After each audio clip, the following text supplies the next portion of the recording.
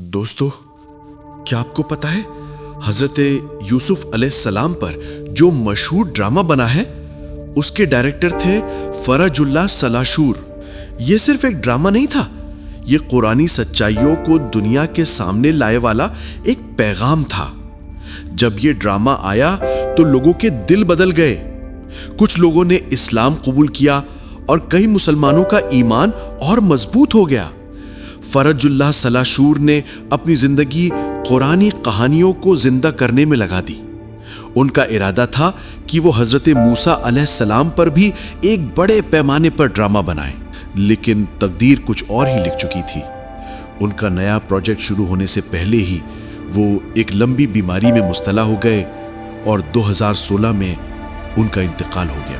مگر ان کی چھوڑی ہوئی کہانیاں، ان کا جذبہ اور ان کا دین سے پیار آج بھی لوگوں کے دلوں میں زندہ ہے۔ جو لوگ قرآن کے پیغام کو سچائی سے دنیا تک پہنچاتے ہیں وہ مر کر بھی امر ہو جاتے ہیں۔